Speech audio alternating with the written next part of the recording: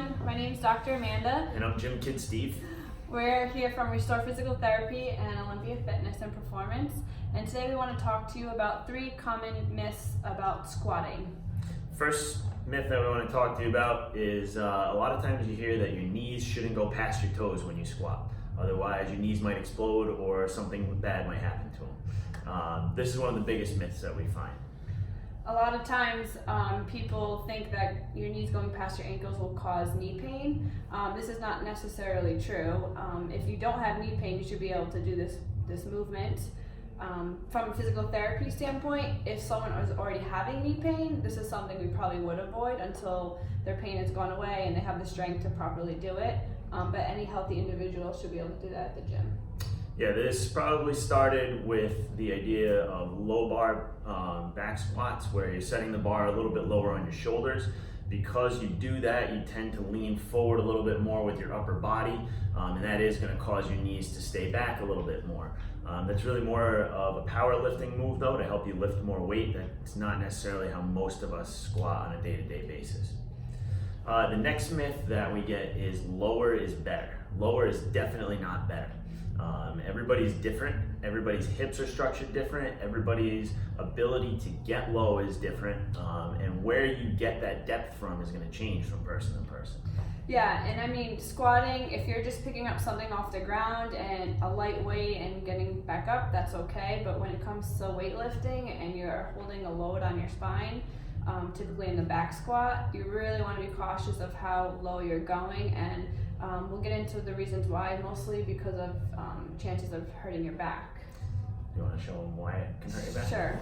All right, so we'll talk about what we call anterior tilt right now, and posterior tilt. So your body can go back and forth between anterior and posterior tilt. You want to show what anterior tilt is? Anterior tilt, kind of sticking your butt out. And then posterior tilt? Kind of tucking it under. All right, so we go through this while we squat too. So you want to demonstrate that? So Amanda's got a nice neutral spine here for her squat. She's down to about 90 degrees. She's in a really good position. Now she tries to go a little bit lower. You see how the bottom of her back rounds out right here. And that's what we call that posterior tilt. And what that does is that actually puts a lot of stress on the structures of the lumbar spine, your low back, and that's where you're most likely to have disc herniations.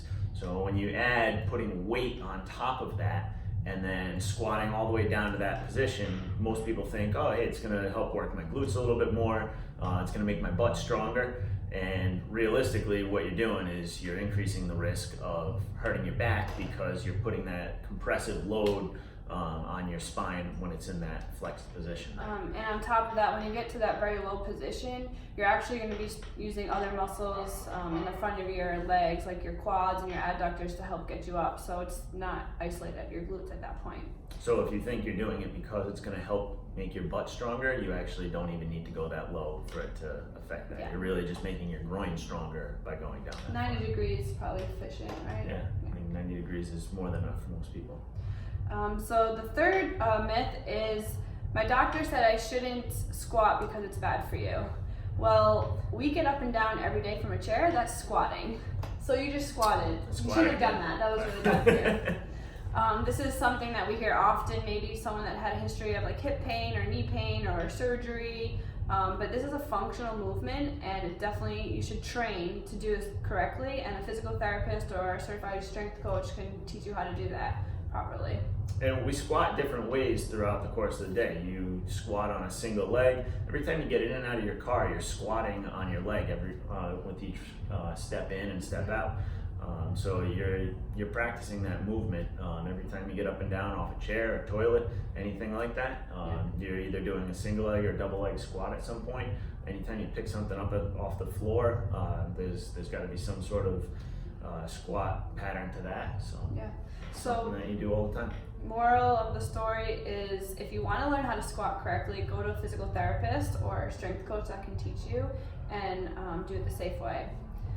So those are the 3 myths. So those are our 3 myths, and if you guys want to get in touch with us, you can contact us on our Instagrams. Mine's at Steve _ Zariello. And at Restore PT _ RI. And we'll talk to you guys soon.